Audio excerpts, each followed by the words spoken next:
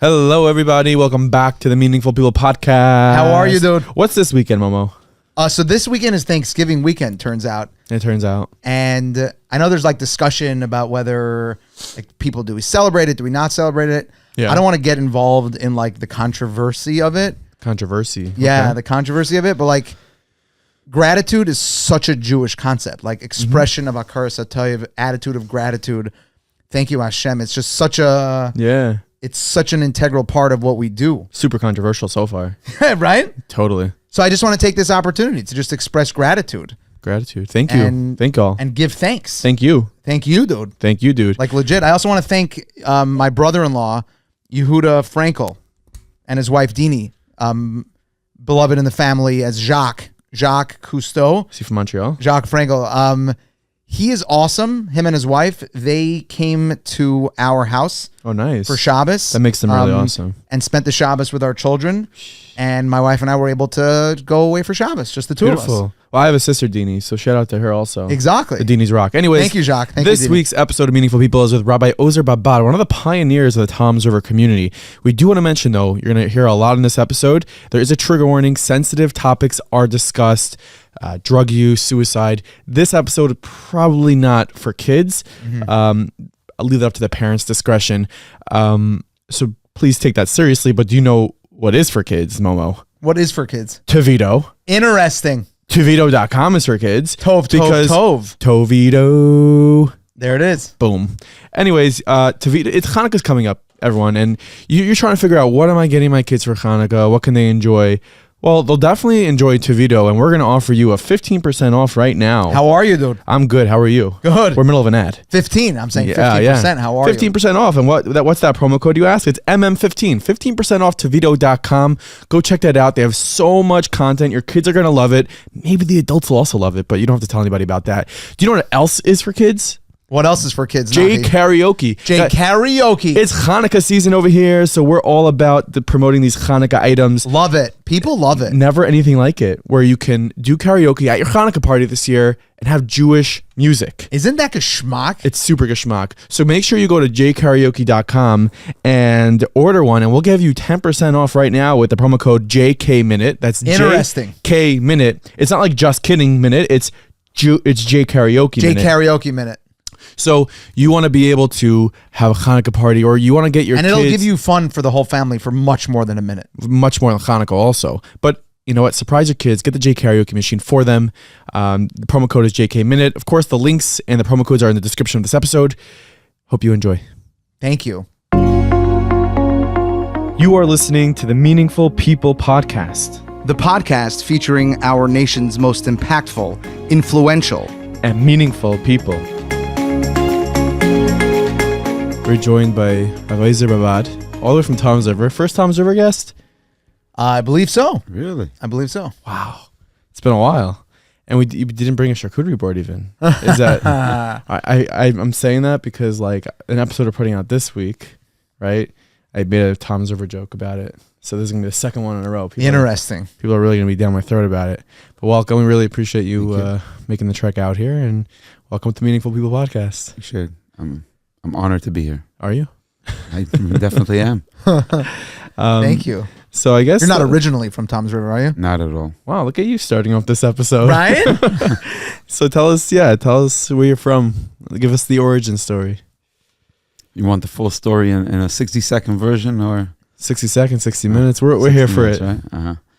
So I'm originally. We have our undivided attention. I'm a little bit divided right now by this. Spritzly. No, okay. This is so cheesy. I'm not doing that. So I'm originally from Borough Park. Heard of it? Good place. It's a little place in Brooklyn. People love it. Some people do. I actually miss it. I drove in there today and I was like, wow, it's such a good place. I was in Borough Park last week, and something I learned about Borough Park, which I wasn't told, is you can't go to Borough Park and just walk into any food establishment without doing research. Because not all of them are just meant to go and sit and eat. And it wasn't a good experience. That's all I can say. I'm not going to say where I went, but there was no one else there, and I should have saw the writing on the wall. But I'm sure there's a lot of good food in Borough Park. Yeah, go on. So I'm from Borough Park, Baruch Hashem, born and raised by immigrant parents. They're from Israel. They were not born in Israel, but from Israel. And first one to be born in America. I went through the Chassidish system. I don't know how my father, which learned in Panovich by the big Gedolim there, ended up sending me to the Chassidish system, but that's how it ended up being. So you didn't grow up Hasidish? I externally, definitely not till I was married. Okay. Till I got engaged, actually. But I grew up Hasidish, where I learned all my studies in Yiddish. I knew 3 languages by first grade. I knew 3 languages. What? Which language? Okay. I learned Hebrew at home. Okay. That was my first language. I learned English in school and Yiddish in school. Yiddish from the neighbors as well. Most of my neighbors were Hasidim, so while playing with the neighbors, we were learning in Yiddish. I barely know 1 language, and this guy knows 3 already. Yeah. In first grade. I think my father should have taught me French. It's much Yeah, better mine language. too. How dare they not teach me French? My father is a French. He should have taught me the language. He didn't want to. So he's from France. Interesting. Yeah, France is like one of the biggest from communities outside of Israel, isn't it? it is. I didn't know that. I could be totally wrong. No, it could be. Momo usually fact check me. I don't know this. I know they have great fries in France, Definitely French fries. No, but I don't know about their Go on. Jewish population. You have very good Yidden there. That's for sure. In France? You have the real, like, not only France, most of Europe, you find like real Yidden. They mean it. They go to shul. They have a. So I'm not saying that in America we don't have that, but No, I think that's it. in Europe you have a real dedication, and they have a certain fear to get to shul as well. You know, it's not the easiest to look like a Yid there, and when you're acting as one, Yeah. they have, I guess, It's more true. schar for it. You know, I give him credit, but a lot of your wife is from Belgium. She's from Belgium. Yes, she does speak French really to her mother still till Does she- today. what's Yeah. what's that Belgian language? There's Flemish. Yeah, Flemish. Yeah, they do every function in a different language. Right. So yeah, my wife speaks a bunch of languages. It's a very interesting language, Nice. Flemish. No? It is very It sounds like it's painful to speak it, like physically. there is a lot. It's very interesting. Yeah. There's a lot of sounds in Flemish that like we just don't Yes. know how to create that sound. I'm not going to attempt to generate it here on the line. I always find myself so shocked by the things we end up talking about on podcasts. Yeah, you never know where it's going to go. Honestly. So yeah, so you ended up not living where you grew up. So I ended up not living there. I thought I would. I built a real base in Brooklyn. Like internally, I was like, I'm going to stay here. It's all at hand's reach. It's all great. And then my wife was like, we should take a look outside. Let's go look at Pomona, at Muncie. It's closer to Passaic. My wife's from Passaic, so let's take a look at that. We took a look at that. I saw a place there, and I was like, okay, maybe. Then we ended up looking at Tom's River for a year or 2, and like 45 houses later, we ended up in Tom's River. Nice. We were one of the pioneers of Tom's River. The entire Tom's River community. I mean, when we moved to our little neighborhood, which today has, I think, 250 families in the neighborhood, we were the 3rd or 4th Yidden there. I had to Wow. bring 6 people for Shabbos for Minyan Wow. for the first few weeks, and then slowly people started moving in and started buying. It's amazing. It's crazy. It's So- I have to Fulfilling. give a shout out to Yaakov Bess and Bensi Schechter, who live in Tom's River. And Bensi challenged me to find a way to give him a shout out. He happens to be Sruli Besser's brother-in-law. But Bess? Sruli Besser's brother-in-law. But his name is Bensi Bess? Schechter. No, Oh, Yaakov Bess. that would have been And Bensi interesting. Yeah, Bess and Besser. That would have Very been great. deep. that would be nice. But through Tom's River, I found a way to work Bensi in. So how are you, dude? Thank God. Amazing. Yeah. Thanks for Do you know donation. Bensi? I could be by face. Tom's Okay. River is a big place now. I know. But this is one of the founding fathers. Yeah, our shul is busy, so it could be steps in there for a shachris or a mencha. How many people are in your shul? Weekend is different than weekday. Weekday, it's like sort of a minion factory for Tom's River. You have 5 minyanim shachris daily, so you could say an average of 200-300 people a day. And in the shachris part, then mincha ma'ariv, there's a few minyanim. Koil in the evening. It was Hustling and bustling. It was always a dream of mine to, like, as we're gonna hopefully get to talk about a little bit, but my dream is to serve as much as I can, just to be there for the people. And I guess this is what Hashem turned that out to be. like post-COVID, it just exploded, Baruch Hashem. Wow, it's amazing. We usually go in like a sort of chronological order. Okay. You and I don't want to right now, honestly. Curveball. But please. There's obviously you're involved in the music industry, very well known. But I want to really get to the core of why you're here and what we're going to speak about, which is the work that you do specifically with or the work you have done and will continue to do with teens and kids who are, I guess you call it struggling a little bit In pain. and in pain. And I first want to sort of hear, why you took it upon yourself to get into that arena of helping kids in pain. So we're going to touch a little bit on the music part. Yeah. Because that was my transition from the business world into The Khal world. like Hashem's world, basically. Yeah. One of my last projects was, I always had a dream of making a concert with MBD. Mordechai and David, one concert. When you're in the business, I did a massive Lipa concert, probably as only like separate seating, sold out. It was a Hanukkah concert. For anyone that doesn't know, in what capacity did you serve within the music industry? I started as a drum roadie and I ended up as a music producer. My last hurrah was as a music producer. Producer could mean sitting in the studio and recording, which I did as well. Very tiring. But the concerts were the rewarding part. I used to like set up the concert from A through Z, pick the singers, the auditorium, sell the tickets. It was a lot of fun selling the tickets, especially when the concerts were upstate New York. I used to travel from bungalow colony to bungalow colony, getting to see people, seeing their reaction, understanding why they do want, what they don't want. Doing the chesed part of it as well was just unreal. I thought you were going to say it's fun selling tickets like when the money hit the bank. Because that's also the fun part. It happens to be the money part was not such a fun part. I guess that's how I got driven out of it. Just it wasn't about the money. It's funny because the music industry today is like booming, no? Like I wouldn't know. Oh, you wouldn't know.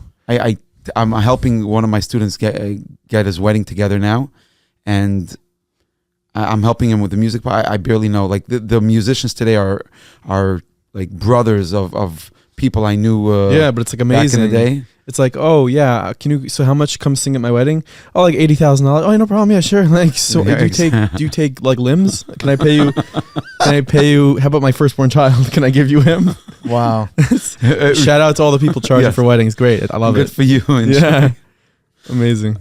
I did send one of the managers a message like, how much is he for the wedding? He sends back $8,000. I was like, wow, Baruch Hashem. Good. That's also for Shavrachas, right? Like, you never know. He has to leave his house. yeah. You know what? I got to tell you, if they charge that much, there must be their children have a lot of value. They don't want their children to be without a father. 100%. Yeah. 100%. It's funny. So you. I might have stayed in the business if it would have been that high end at my time. Right. 100%. Yeah. So at one point, I guess at some point in the music, when you're in the music world, you had an epiphany, or you sort of felt like, I want to transition. I want to go somewhere else. The epiphany happened on December, I think 19 it was, the night of the MBD concert. It was Shabbos afternoon. That Shabbos, Motzei Shabbos was the concert. I gotta say, it was the best concert I ever saw in my life. It was in Brooklyn College. What year? 23 Brooklyn College Auditorium. What year? I think it was 2009. Not 19, 2009. December 19, 2009. I'm loving this. I was alive. A lot of times we have guests on here. Like, so 1928, I made a concert in Carnegie Hall. I was like, okay, I was still not even a thought of a thought. Yeah. But in 2009, I was well 2009. And it was Mordechai and David, Aaron Razel came in from Israel. Wow. And I think I had Shua Kesson opening up at the time. Oh, wow. Shua was one of my like baby projects.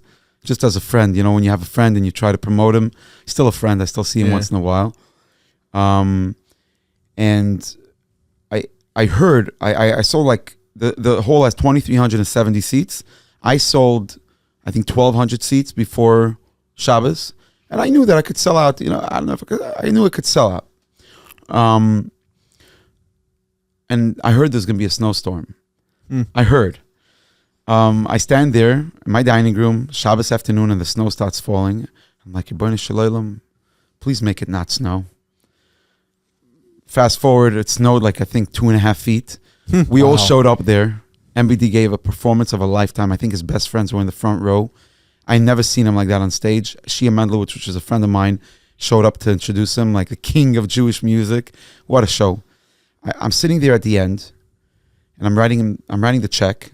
Like, I'm giving him his final check.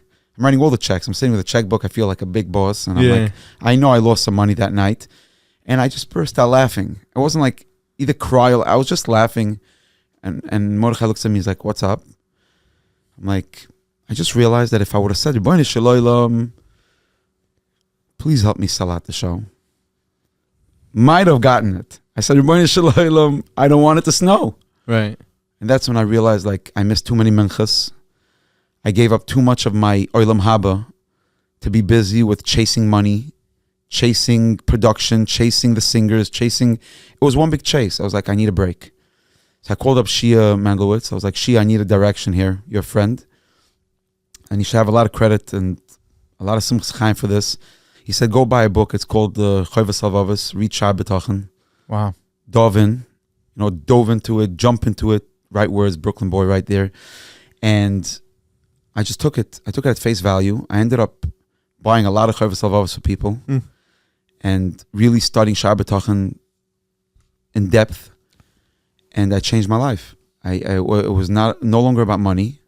Life coach course, like the whole 9 yards. And I ended up, I'm just going with it, right? Yeah. I ended up in there to Stroll for Lag Boimer. And I was alone. I decided I needed some free clarity. It was after a whole winter of doing stuff and figuring out how to resolve 10 years in the music business. And I sat in Tzfat. I don't know if you know Kikar Maginim in Tzfat. There's 4 ways to go there. You have the Kabach Shul on one side. You have the Shalom Rav Yeshiva on the other side. Klosenberg Tzanz on the bottom. And I sat there by Mati's juice shop. He's still there, Mati. I'm sitting with him and sipping on a freshly squeezed orange juice. And this girl shows up. She sits there. She's in the seminary. She's like, Rabbi. And I'm like, I'm not a rabbi. He's like, Rabbi, I need your help. I guess you might have taken a few shots of arak before that. I don't know. And I'm like, you're an American girl? She's like, yeah. She's like, I'm so lost. I don't know what to do. I'm like, let's talk about it. I'm sitting there in public, so it wasn't like a private session, and we're talking about it for a little bit. I believe she's married today with a few kids. Wow. It could be it was my words. It could be not. I saw her a year or two later.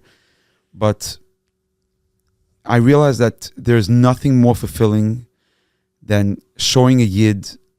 I'm getting chills just from thinking about it. Showing a yid, this is what Hashem wants from you. Go for it. Do it. It's not that difficult. It's not that hard. Just go for it. I know there's traumas, and we're going to get to that too, but just love Hashem, connect to Hashem. And Tzfas is very easy to do that because the connection is so big. People are yearning also. Yeah. I want to freeze frame that scene where this girl had the courage to reach out to you, right, and say something to you. And I'm sure in her mind, she thought she's reaching out for you to help her. And as you reflect on your story, it's just very striking how you were there looking for that clarity, and she really changed the trajectory of your life. Right. That's true.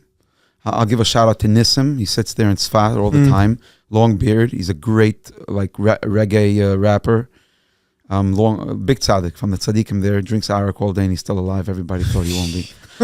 He joined that conversation. He's a big part of my growth, Baruch Hashem. What a tzaddik. And was there a moment there that when you did that and you felt that that thrill, you're like, this is what I need to do. I need to spend the rest of my life figuring out how to bring Hashem's children back to him. It was definitely that moment. Most definitely that moment. In Tzfas for sure, but I traveled from there to Cave Adom Ben Yaakov. I don't know if you know that it's right near Bet Shemesh. And there was a yid that sat there for at least 20 years of his life. He passed away at least 10 years ago.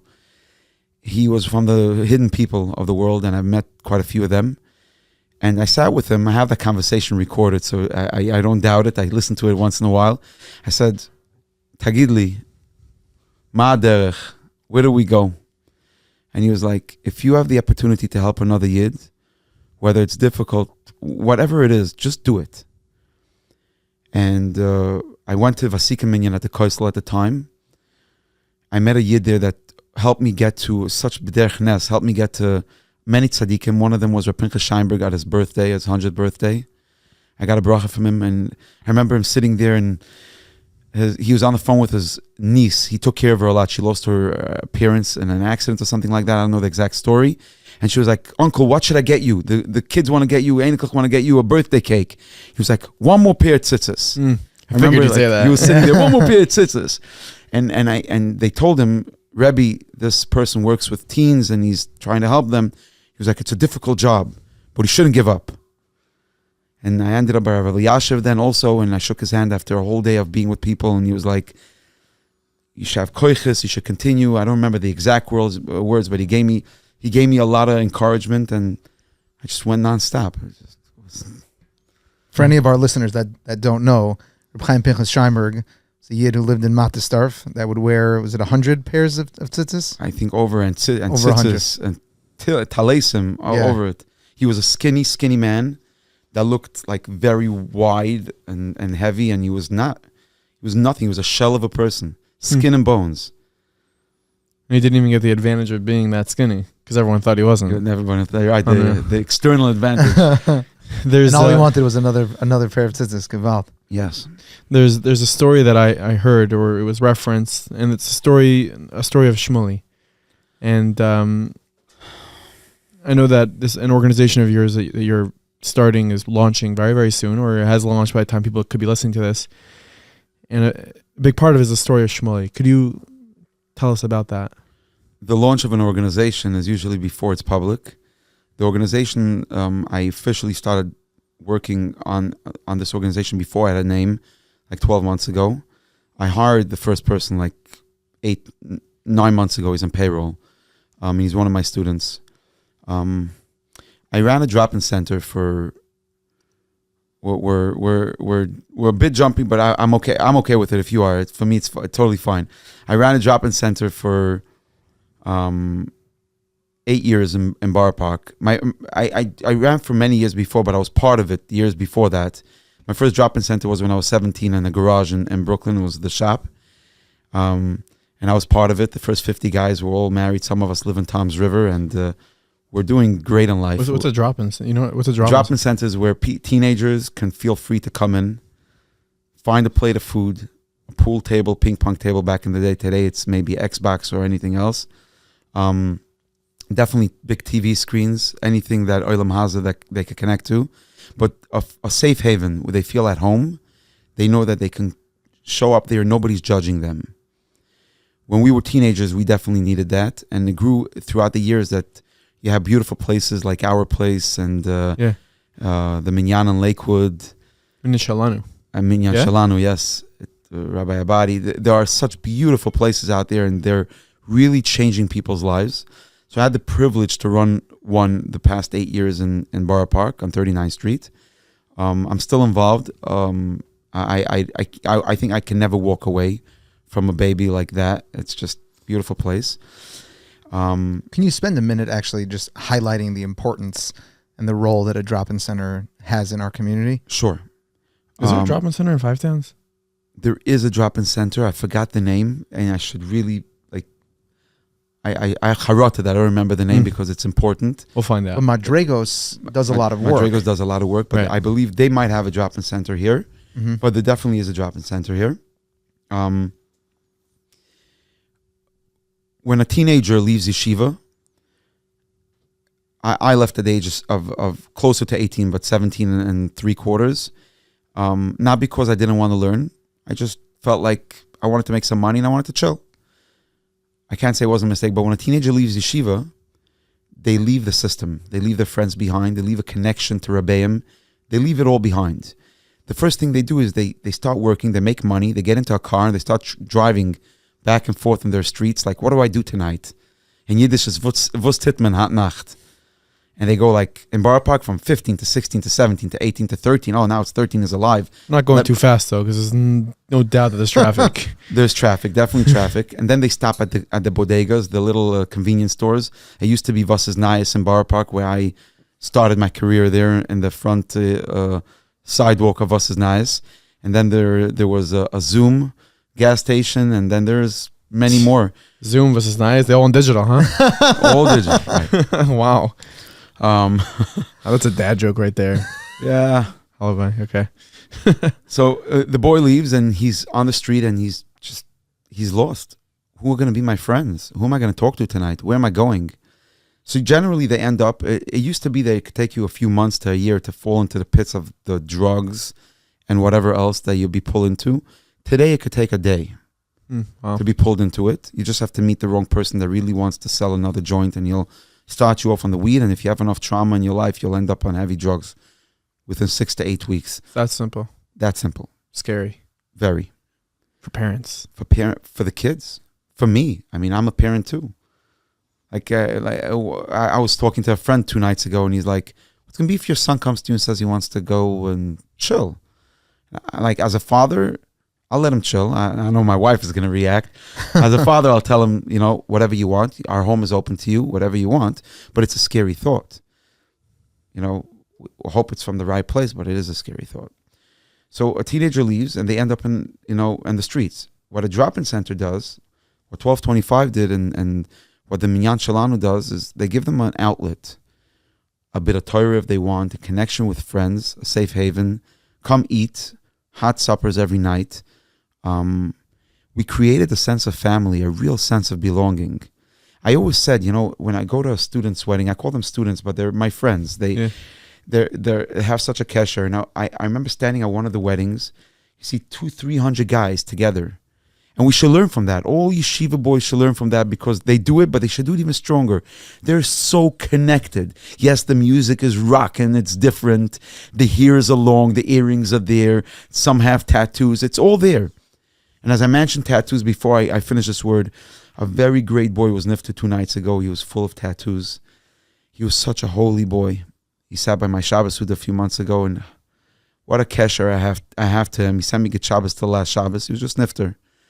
He had some of them, but he was such a holy boy. His name was Yochanan ben Avram Menachem Mendelish, and the Shamashav and Aliyah. Amen. And these boys, when they come to our environment, they know that they're loved and they're cared for. When they end up at this wedding and they're dancing, no, I didn't ADD it completely. When they come to the wedding and they dance, they feel such a kesher to Hashem and to their friends and to everyone around. And they don't want to embarrass the people there. They don't want to embarrass the fathers that are there, the mothers. And some Hasidic people really get embarrassed when they see the long hair, they see the earrings and the piercings and all. They don't. They just want to have a great time. And they want to be Makasha to Hashem. And the Thank You Hashem song starts, and they know what to thank Hashem for. Like, we're alive another day, and we're great, we're amazing. And I walk out of these weddings, I'm just emotional. I stand on the side. Sometimes I don't even dance. Lately, they start giving me brachas, and I'm really opposed to it. I get too much credit in public. But at the end of the day, it's just, you stand there, and it's such joy. They start beautiful lives together. They connect. They love each other, and they love Hashem. And that's the drop-in center. So now Shmili. When I started the drop-in center, we needed to do a lot of construction. So I called some guys, and you want to help. The first thing is like, sure, where is it? Let's get involved. One guy carried a couch. Shmili was an electrician. He worked all day. He did 12-hour days. And then he came to work at 12:25. He came to set up the lighting. It still exists there till today. He spent there all night. I used to bring him supper and then breakfast when he was building the place. And he did the same all the time for Chesed. There was another guy that we had there years before that, like when we started. His name was Yankee. I'm using real names with permission from family, with those two for sure. Yankee helped, he was in construction, he helped the floor be leveled, he built the floor. Yankee was married. I remember getting the call about Yankee. It was July. And I was told that Yankee's missing, his wife can't find him. Fast forward, a day later, they found him in an elevator shaft. He was hanging. Yankee was a beautiful person. And this is before we go to Shmili. Hanukkah, He was like a Rebbe. He used to light the candles. You know that you see the videos from the big Rebbes, the big Rosh Hashivas. There was nothing better than that. I remember 6 months before this, I was sending one of his friends to rehab, his best friends. This is a boy that I set him up in yeshiva with in Tzfat. And he needed to go to rehab. I remember going up to him. We did a quick intervention as we were buying tickets for him to go to rehab in California. And he gave him a pile of his own clothing. He went that day shopping. They had the same size clothing, and he gave him a pile of brand new clothing. Take it, you need it. You're going to rehab. He took care of him, made him food. I'll do anything for you.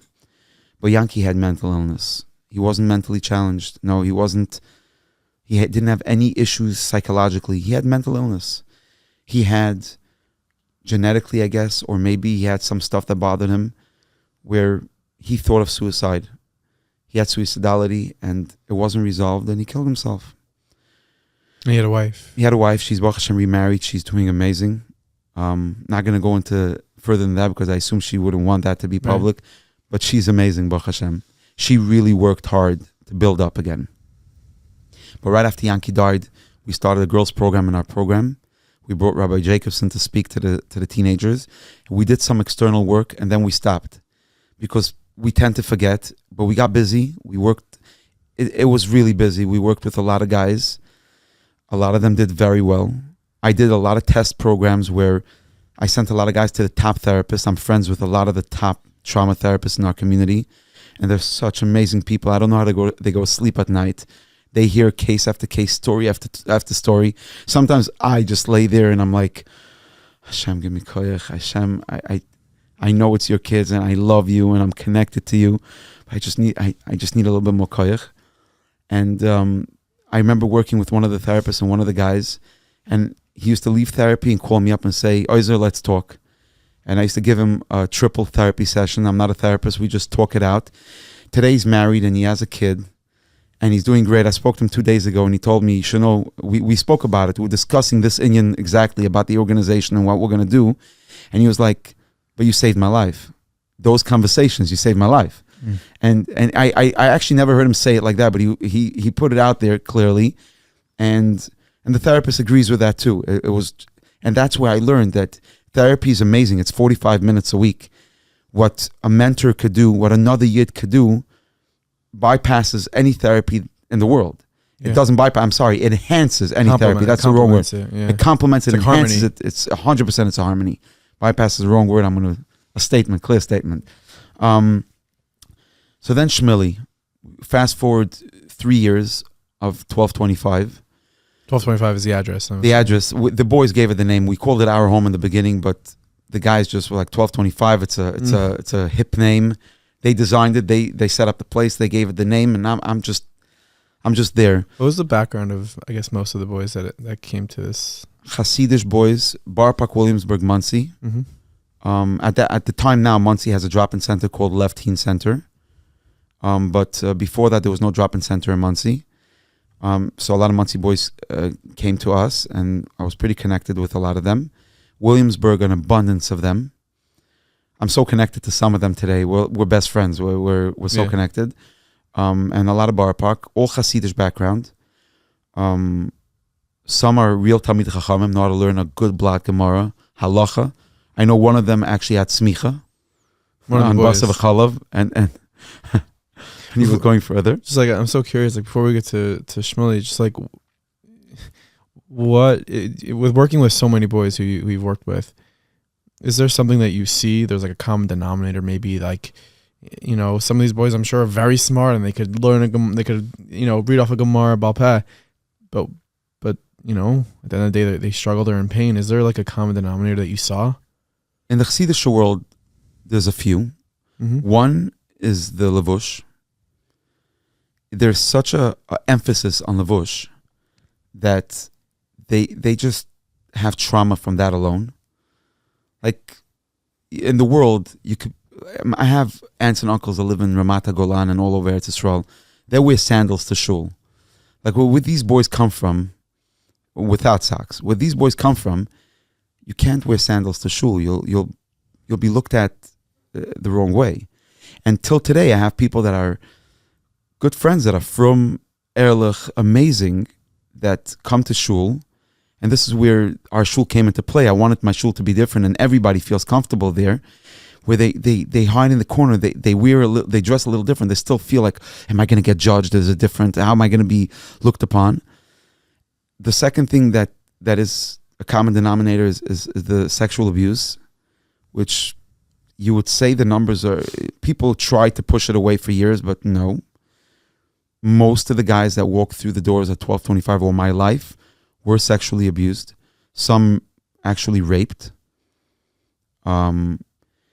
And another common denominator is the parents that I love the parents. I learned throughout the years. In the beginning, when I tried to save the world, it was a bit difficult to connect to the parents because they don't want you to be in the save the world mentality. You don't know better than us.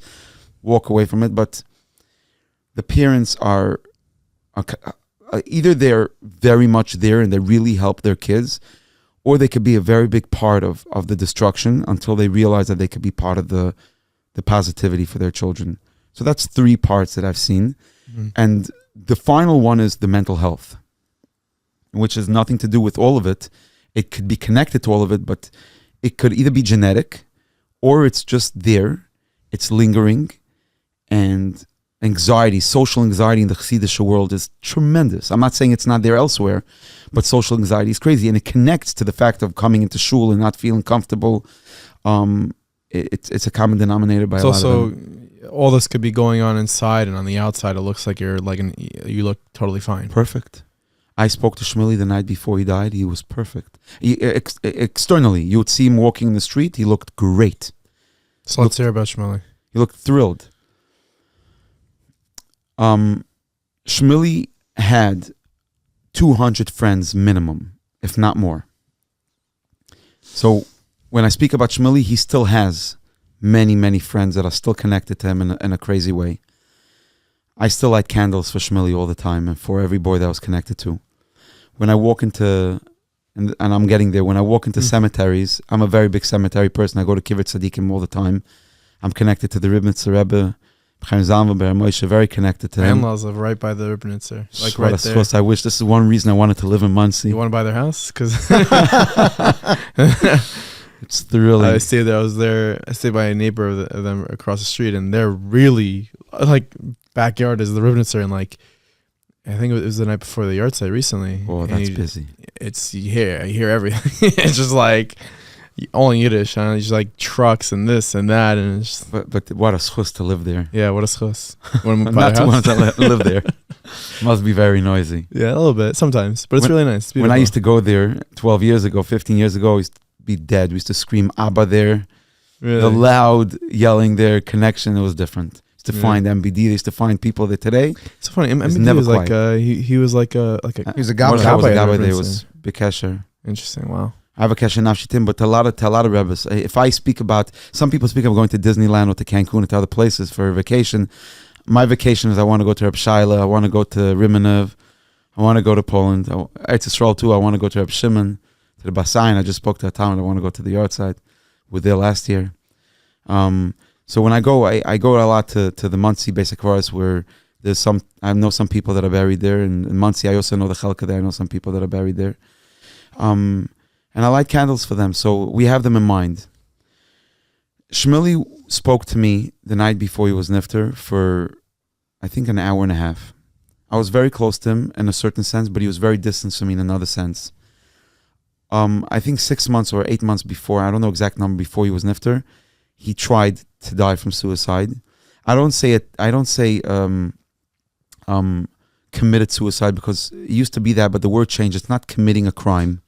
Used to be committing a crime. People die from mental health. I learned this from Dr. Blumenthal and others that taught me a little bit about suicide after Shmuley died. I spoke to him that night and we were connecting. I should have known because a few months earlier, before he passed away, he tried. One of his friends found out about it and it was on the Garden State. He was on the way back from Atlantic City. And he called the state troopers and they caught him Amish in the last minutes and he ended up going to a psych ward and his life was saved. But what happened was that after that, he didn't end up in any help. I sent him for a little bit, but he didn't go and I wasn't fighting with him. I can't say I regret that because it's not my achrayus. My achrayus goes to a certain limit. I can't force people to get help. So the night before he was sitting with me, we had a very in-depth conversation about his life, about a lot of parts of his life that I don't think I should reveal. But the main concern was like, how could I get married? There were traumas. There was a lot of pain. And I told him, I'll take over a lot of your issues. Just get married. And that's the most that I could really say. He left my place at, I think, 10 to 11. I got into my car. It's the first night and probably the only night. I drove down 13th Avenue. I remember I stopped my car to speak to an Israeli boy that needed to speak to me for 2 minutes. I didn't look at my phone. I know my wife called me in the middle of the way. She always tried to see that I don't fall asleep on my way home until I got the Tesla. And then the Tesla took care of that. She still called me to say, you can't fall asleep on the road. Not happening, but Elon. Gewalt shiva gewalt. Yeah. And I didn't look at my phone that night. He sent me a message that I didn't see. I went to sleep. I was exhausted, mentally exhausted. I fell asleep and I got woken up. My phone was ringing. I always have my phone on for emergencies. My phone was ringing. I pick up the phone. I'm still in bed. I used to do vasikin until that day, complete vasikin. Pick up the phone. Hi, how are you? This is Babad. I said, yes. There's a fire at 12:25. I'm like, okay, shut it. No, it's in a car. I'm like, okay, so turn it off. They're like, there's someone in the car. And I sat up. And I'm like, tell me the name and make and model. And they gave me a name and make and model, but his car was a rental. The kid said, fast forward, he burned himself alive in the car. Not going to go into all the graphic details, but that day I wanted to fast forward. I ended up in the car at 7 o'clock. I was running the car on the way to Brooklyn. I was dealing with the police and on, and his Levi was at like 4:30 in the afternoon. I remember standing there by the Kvura, and I went over to the Baba Varov, Baba 45, and I told him, I want you to promise me it's the last one. I was emotional. I was like, no more. You lost too many. I said, I can't do it anymore. But that day, Dr. Blumenthal sat with me and he said, when other people died from suicide, there was copycats. You have a lot of work ahead of you. I took it very serious. I created Project Shmili, which some Hasidic people had a lot of tightness in me while using his name. It's not fair to do that, but no. I said the only way to get all the boys to realize that they're connecting to their friend and they don't have to die because he died and they could really get help. I created Project Shmili and we helped a lot of people with mental health issues. We hired therapists. We paid them through the organization. And this was 1225. And I can tell you now that we saved their lives because I sat with one of his friends last night. This friend lost another friend 2 nights ago that he was very close to, that boy that was Nifter. And he's doing great. And he knows he's still connected to the therapist that we connected with him then. And he's doing great. He called me today and he was like, I want to be part of your new organization. I want to save people. I want to help people. And that's where I learned that the only way that we could really help people is if we do real work with them. And I'm chas v'shalom, in Yiddish say, mach nicht avek. I'm not putting away and I'm not making away any other organization. All organizations are holy. There are such beautiful organizations in Khal Yisrael. And they're amazing. They're everyone. And I'm on a group, I'm on a WhatsApp group with some of the best clinicians and chesed people in the Jewish nation worldwide. And today alone, the messages come in. Where should I go with this client and this? Such beautiful organizations. I felt that there's a need for one part, and which is what we did with the people after Shmili, and this is what we're doing. And that's case management, but not the way it's done with all the other organizations, because they're doing it great and there's many clients for them. There are people in the clinical world that have been in rehabs and they've tried to die. Like one of my clients today tried to die from suicide twice. He was in the hospital. He actually took the pills. He did the thing. It didn't work. And they have exhausted every option. And this is where our organization comes into play. And we are there for them like surrogate families, A through Z. We don't leave them until they're ready to say you're fired. Wow. A lot of I mean, like, you shared that you sometimes find yourself davening to the Eibishter for koiches to persevere with the work that you do. And you also shared something that I think you attributed to Dr. Blumenthal, where you seem to have a very clear and healthy mindset with respect to your role within this work. And that is that you are not responsible for the outcome, and you can be there as a support, but to not take responsibility for some of these outcomes. Without that mindset, I can't fathom doing the type of work that you do. So I want to invite you to unpack what you learned from Dr. Blumenthal, because if anyone is listening to this episode, I think our work is to be as helpful as we can in addressing this incredibly important issue. But I think we need to adopt that mentality that you shared. I don't want to be Dr. Blumenthal's voice. I think Khal should hear from him, and not only him. There's Hudi that I work with as well, a good therapist that was trained by him.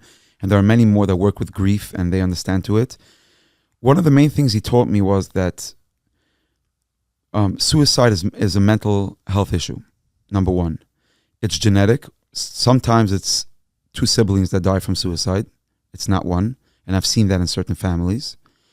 When somebody's about to die from suicide, let's say they call someone, they're like, I want to commit suicide. The first thing is to speak to them, to move their mind away. If they're in that frame of mind, I want to do it, they're going to do it. But if you change their mind, if you speak to them about some random conversations, random thing, they will change their mind. I've done this, and I do this daily. I've done it this week as well. You change their mind, and they walk away from it. They're gone in a second. They're in a good mood. It was a great thing that he taught me. But the main thing that I learned that day was it's not my fault. Mm-hmm. If somebody dies, you could do whatever you can to help them. If somebody overdoses and they don't die, you could help them. If somebody doesn't want to go to therapy, you can't force them to go. And it right as it happened, after reading all my messages and remembering the conversation, the first thought was, maybe I could have done more. And it lingered with me for 6 months. But it really doesn't play out that way, because he's in a good place now. He did what he had to do. I assume he got a real kapara from Hashem. We still light candles from him. We have for him, and we have him in mind. But it's a mental health condition, and this is what Dr. Blumenthal said, but people could be helped. And that's the key factor. It's not a condition that can't be healed. Suicidality, mental health in that regard, trauma could definitely be healed. People go to trauma centers, to therapy. You have today a crazy amount of, a positively beautiful amount of therapists that come out every year. Akiva Perlman, which is one of the clinicians on our board. He was a guest on this podcast. I know that one of the ones that I watched a little bit of. He's one of the best people in the world. Yeah, I love him. What a person. I mean, he's probably snowboarding somewhere right now. I wish for him. Yeah, I'm asking. He created a clinic in Williamsburg that is saving the world. I must tell you.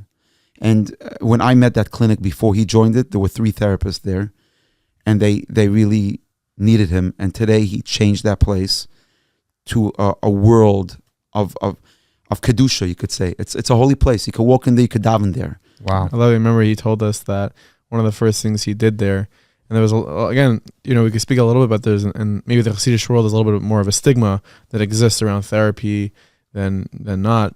And he said one of the first things he did was, there's no private entrances and stuff. Waiting room, you're going to wait in the waiting room with everyone else, because we're all wearing our scars on the outside. We're here to grow. I love him. We're here to get help. It does a lot for the community. Changes everything. If the Chassidish, just a random thought, if the Chassidish people would not be afraid, it's not Chassidish, it's a from, but Chassidish more, to do group meetings, to just walk into a group meeting, have a conversation, talk about their life in public, they would heal. Like most of the people we send to trauma centers or to rehabs, the first thing they just jump into is the group meetings, and they start talking, and they break free. They break free, their life changes. They're like, wow, what a new world. We're new people. We'll be right back to this episode. Right back. But first, I want to back. You ever like run and you get tripped? Like that's what you do to me, Mo. You're tripping me. Right back. You're tripping my mouth. Want to talk to you about our friends at Turo University. It's Trailblazer season. We want to talk about our Trailblazer from Turo, and that is Yossi Heber. Oh, what a guy. Right? Yossi with one S, by the way. That's super unique. So it's already unique right out of the gate. He was inspired by a Procter & Gamble pamphlet that he saw. Yeah. And he's like, I want to interact with products, with things that people use, people that like real world items. Mm-hmm. And he pursued a career in marketing after graduating from the fellow alum Wharton Business School. How are you? Oh, fellow, you went to Wharton? Yeah, dude. I went to, I didn't go to Wharton. Nice. And after business school in the U of P, University of Pennsylvania, he pursued like legit hardcore marketing roles at companies like Kraft, General Foods, Dannon. Go Robert. And what he learned at Turo is how to take principles, values of Yiddishkeit and apply it into what he calls the real world. He's all about the real world. Check out the article on 50.turo.edu. He's all about that real world and bringing Yiddishkeit to that quote unquote, doing air quotes for those on the audio, real world. And he's done incredible things at these corporations. Yeah. So like brachas for breakfast. Oof. At General Foods, people don't know always what bracha to make on cereals. It's true. And Kraft General Foods is putting out all these cereals, right? And he creates this pamphlet, brachas for breakfast, that is consumed by 200,000 readers, picked up by the New York Times. How are you, dude? How are you? Right? New York Times. Then he's at Dannon and he's doing dinan for Dannon.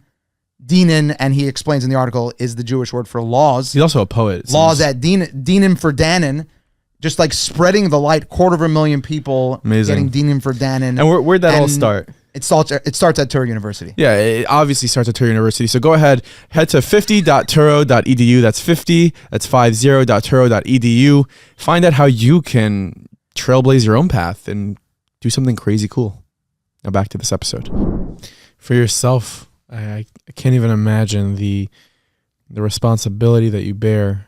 Imagine you're someone that has your phone on you on Shabbos and you're always on call, and sometimes I have weeks where I'm like my head is spinning, but I can't imagine what you must go through. And I'm just really trying to figure out, and I'd love to hear from you how you deal with that on an emotional level, how you take care of yourself. You had mentioned here in the last 47 minutes, multiple people who have passed away, some as recent as 2 days ago. And it's a lot to handle. How do you do that? It might sound really off, but 2 nights ago, last night after the Levaya, went out to a restaurant with 2 guys. So that was first coping mechanism. Those 2 guys are doing much better because they needed the restaurant. They told it to me. The first real reason that I could still do this is my wife. People think that it's like a man is just complimenting his wife. Excuse me, guys, for my stumbling upon my words. Well, it's happened when you know 6 languages. Yeah, when you know 6 languages and when your mind moves pretty quickly. You're thinking too. In French and you're also talking in English. Would love to think in French, please. Yeah.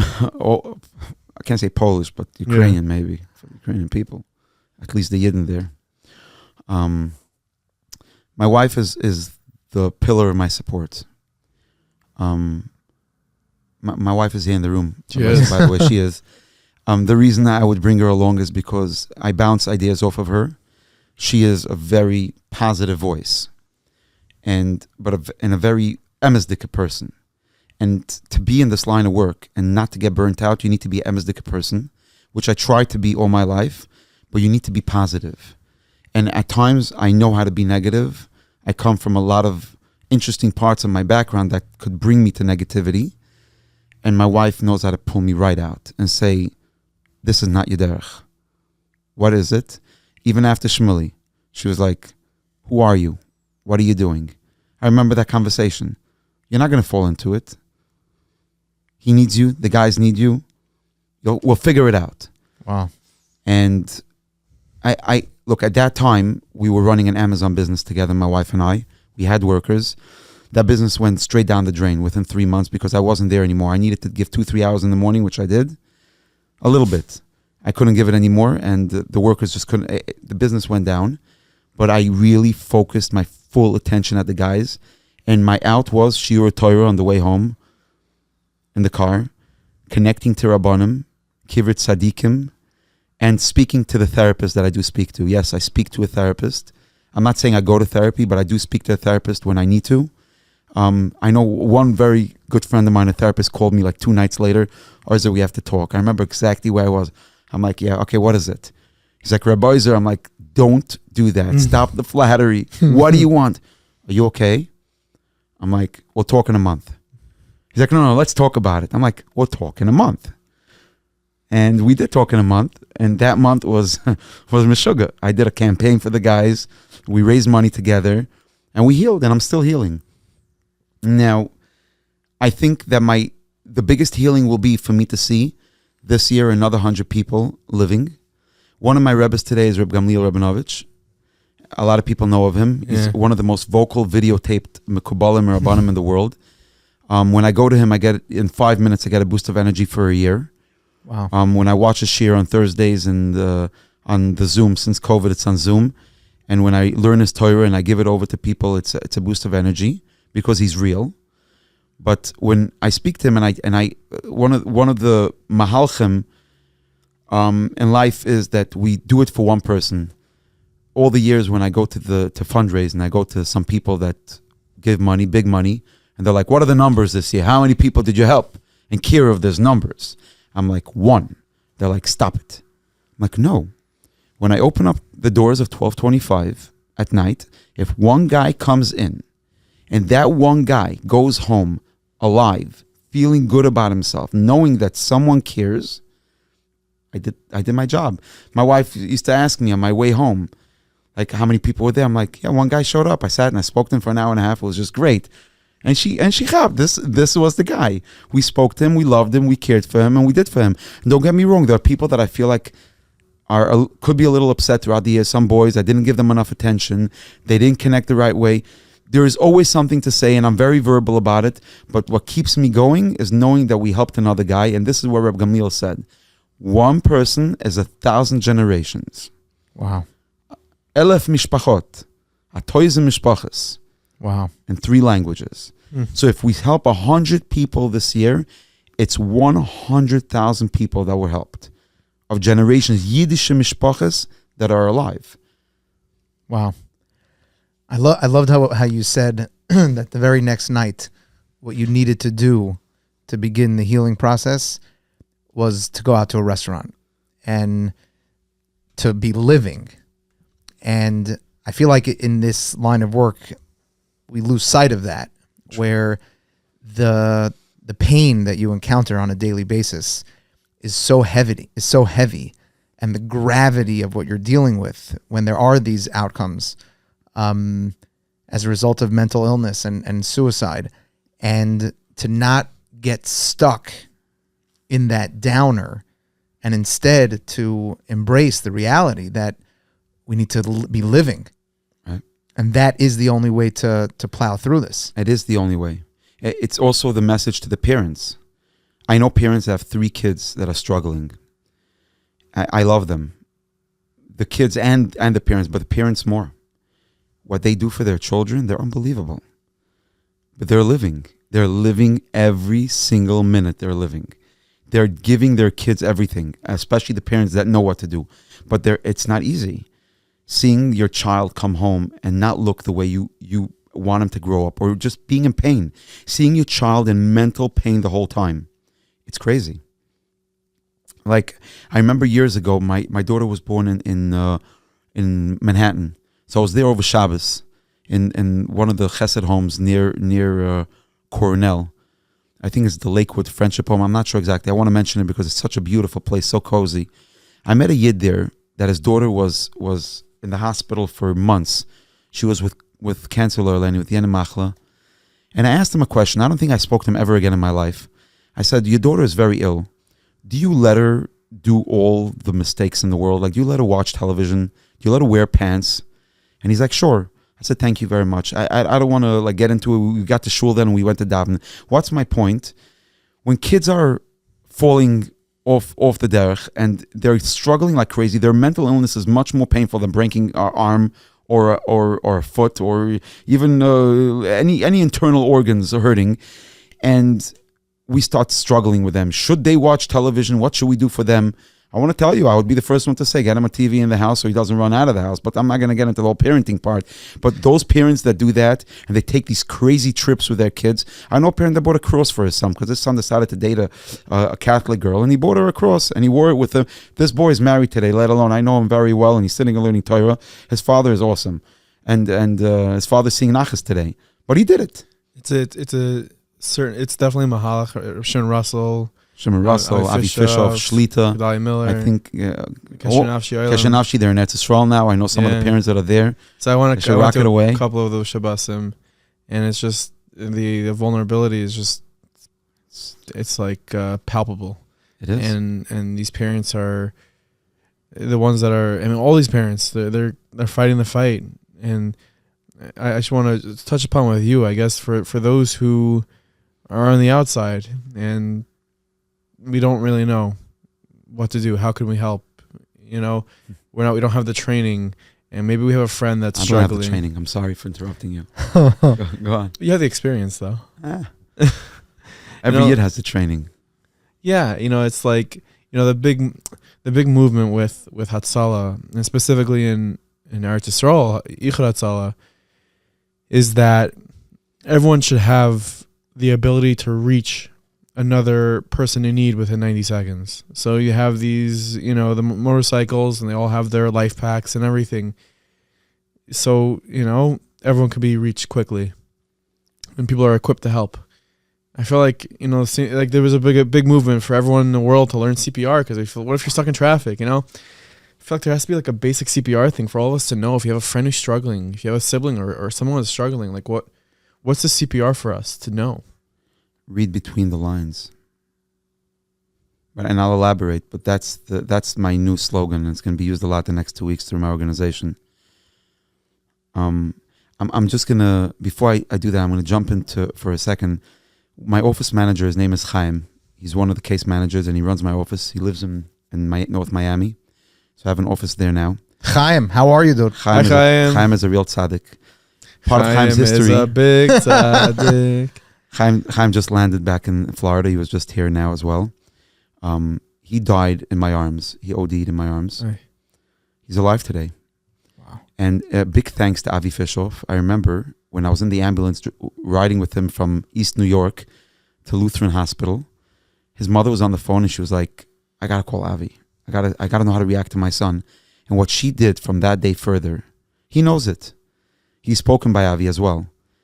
Avi saved his life. Avi saved his parents' life, but that's only Avi. So what's my point? Reading between the lines is what Avi did right as he finished his coaching course. He said, I'm going to create something new for Khal Yisrael because I can. What did I do? I started reading a little bit between the lines. I didn't even know I was reading between the lines. When I saw somebody in pain, I didn't judge them and say, he looks terrible, his hair is wrong. People say that I'm a nut. Whenever I come into a place, I was at a Kumsitz Thursday night, I see the guy with the interesting hair and with the long, thin payas. I go over to him, I'm like, let's take a hug, let's hug. And he's like, hey, what's your name? Oh, you're Ozer Babad. Oh, nice to meet you. Okay, that guy ended up in a deer in Eretz Yisrael, like a few days later, and meeting a guy that he knows. But I read between the lines, he needed a hug that day. Maybe a little less than the way I did it, maybe more, I don't know. But he needed a connection, he needed a kesher. He needed to know that he's not judged. This Shabbos, I was not in my shul.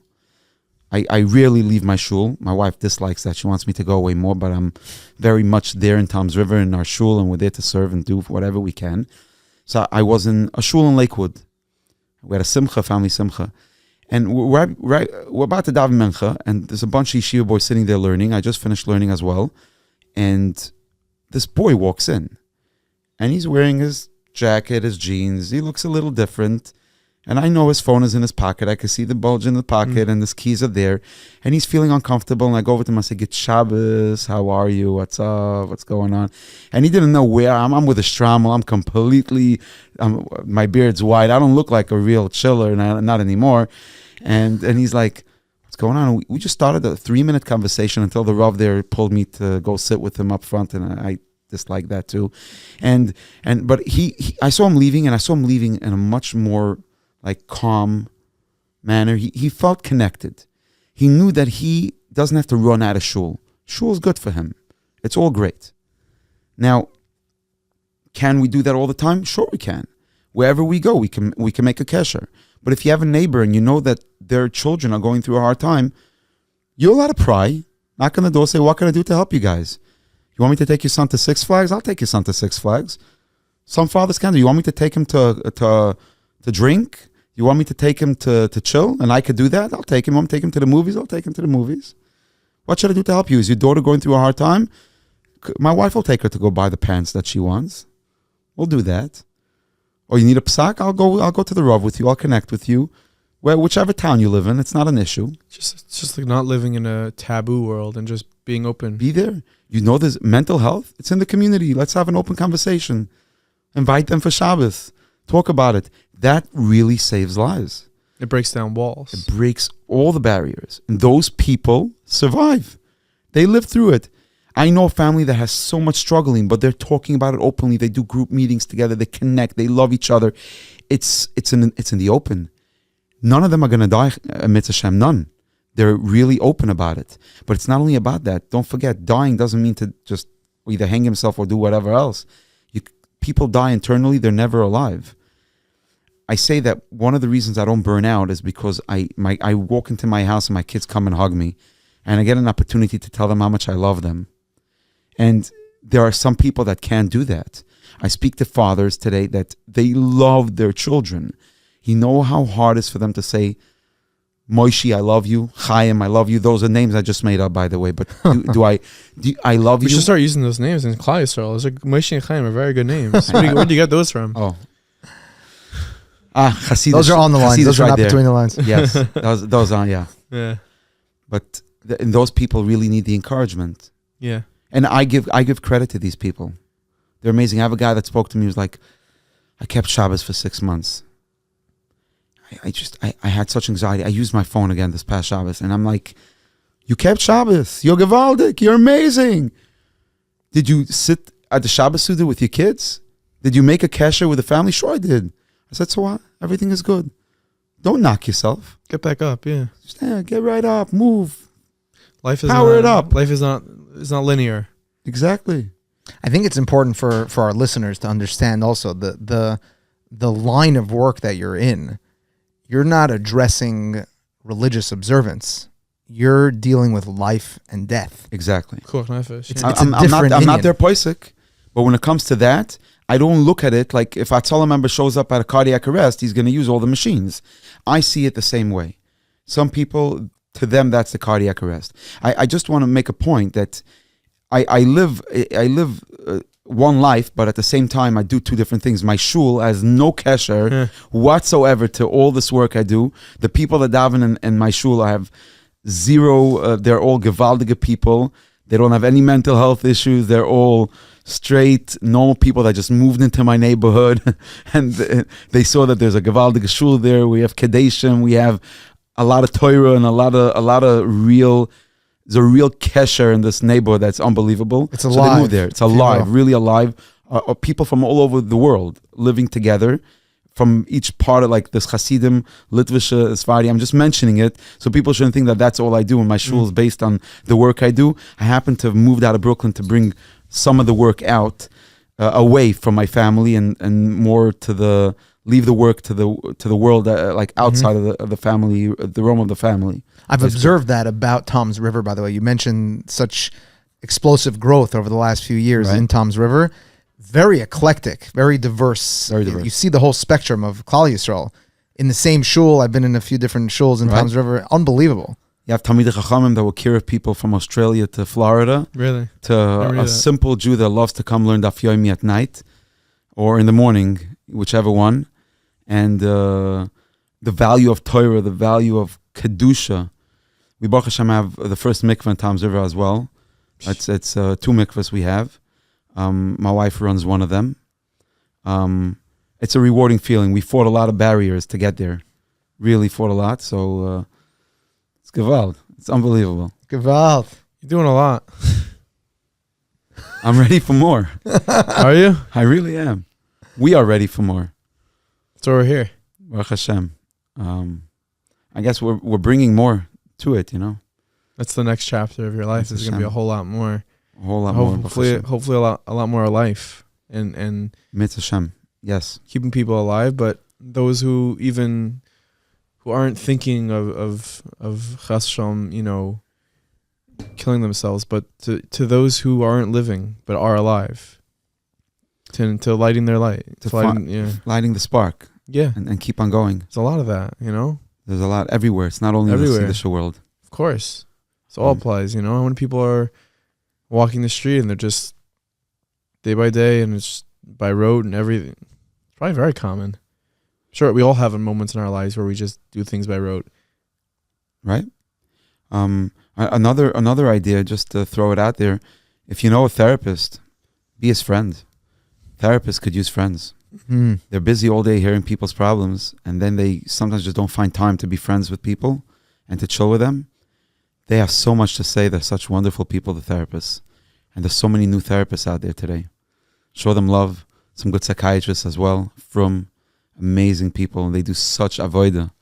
They're tzaddikim. Yeah. Because they carry all this burden as well. And they can't talk about it. They don't come home and tell their wives all of it. Here and there they could throw a bone, but they carry it inside and they take it with them till after 120. So I had the occasion to bump into, you mentioned Dr. Kiwi Perlman. Yeah. I ran into him on a Matzah Shabbos not long ago No way. here at David's Pizza in the Five Towns.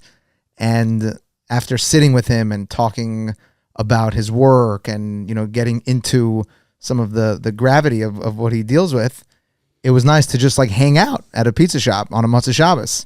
And he was there and we schmoozed and we talked about our kids and about our sukkah. And it was nice, like you're saying, to just be friends. I got to sit with him in the sukkah. Nice. Akiva. He came to visit my neighborhood. Everyone's human. Everyone's human. I think that the one thing I'm taking out from this episode is that, like, knock down those walls. Everybody's human. Everyone's got struggles. And just be real with each other and read in between the lines. Definitely read between the lines. Ahava shebalev. There's so much love. We gotta release it to everyone else. Not look at what they look like. Not judge them at all. Every Yid, you know, the trend, every Yid's a big tzaddik. I know the Nicholasburger Rebbe. I love him so much. Walt. Such a tzaddik. We really need to mean it. It's not mean it. We need to know it in our every human is a tzaddik. Every Yid is a big tzaddik. Gewalt. Every Yid is a big tzaddik. And if we have that kesher, it's all there. My children know that we don't knock the goyim. I'm still connected to my landlord from Brooklyn. He's an Italian goy. And we have a kesher. And he knew that I'm a good person to him. And I treated him right. Paid him rent on time. Didn't argue with him. But my kids knew there's no schlechte goy. There's no bad goy. Every person is amazing. The Yid, chelik elakal mimal, tzadikim gemurim, mamash hazoi, right? And that's our being. That's who we are. And if we have that, there's no way in the world that we're not going to see and read between the lines and see another Yid's pain and say, how can I help you? What can I do for you? And pull him out of there. That's the way I live my life all the years. We just need to have the right glasses on and see the good in everybody. And I have an ayin taiv. I heard Rabbi Daniel Kalish say once that what's the opposite of an ayin taiv? Not an ayin rasha, not seeing bad in people. It's ayin ra. You don't have good eyesight. Your eyesight's not good. If you don't see the good in people, you're not seeing. It's just bad eyesight, you know? And I think that if we can put on the right glasses, maybe clean them a little bit and look around, we'll see a lot more good. And maybe people will feel more loved.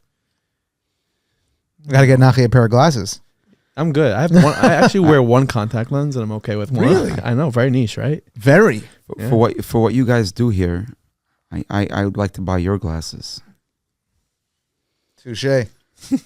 Erroneous. Yeah. It's Rabbi Ozer For anyone Babad, that was just listening, Naki was trying to grab my glasses is off of that my face. considered assault? You know what I noticed? People sometimes listen and they're like, "What's going on?" When you're everyone watching, knows. you can see. I think everyone knows. I'm just trying to grab the glasses. Rabbi Babad, we really appreciate you coming in here and wish you so much hatzlacha on this chapter that you're embarking on to spread love, light, hope. So many of our brethren. Nevonim is the name of the organization. Nevonim. I'm just throwing it out there. Yeah, we're going to talk about it in the intro and the outro. And Well, let's hear. Let's give you an opportunity to talk about that specifically. Nevonim. Novin, I think Rashi says it is mevin dover mitach dover. A person understands something from, or the outcome of something before it happens, basically. So the idea of this organization is to create as many people as possible that'll be able to help other people. So that's the mevin dover mitach dover. like Atzala. Well, exactly. Like EMTs. Exactly We all that. got to have that backpack. Grab it and go. We're only going to try to hire people that are not professionals, like licensed professionals, but professionals enough because they have history on their own back. So they could know how to give the proper evaluation to a situation, give the proper hug, and actually read between the lines, not in a professional manner. They do the initial evaluation. We have therapists that we work with. We don't do any clinical work ourselves. But only if you have the pain, you've gone through the pain, Takes you one feel to like know you're one. recovered, takes one to deal with one. Mhm. That's the mahalach. And Baruch Hashem, that's where we go. We're going to help people from 18 to 30 only. Mitzvah Hashem. No psychiatric issues. We're going to try not to. We're going to refer it further. We're not going to throw any of it away. But we're only going to be focused on trauma and trauma-based mental illness. Boys and girls. We'll have the proper case managers for the girls as well. And we're not going to surpass the 100 cases a year, hopefully. Hashem should help, should be less. But if we do, we're going to know how to refer it further. We want to help people. So to help people, we know our limit. And if we pass the limit and we get more help to do that, maybe. But in the beginning, this is what we want to do. So we're not Chas Shalom saying that any organization that is in existence, it can't do what we do. They could all do that, but we're going to do a focused on one thing only. And that's what we're going to do in Mitzvah Hashem. Mitzvah Hashem. Try to save as many people as possible. Yeah.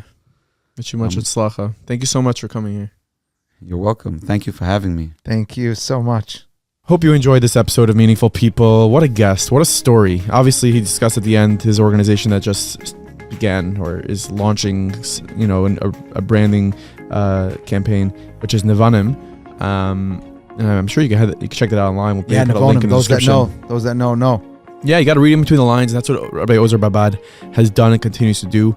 We're thankful for people like him. We really are. And for our listeners, it's really important to know that this issue exists and that there are people like Rabbi Ozer Babad that are taking it on head on, and that these resources exist.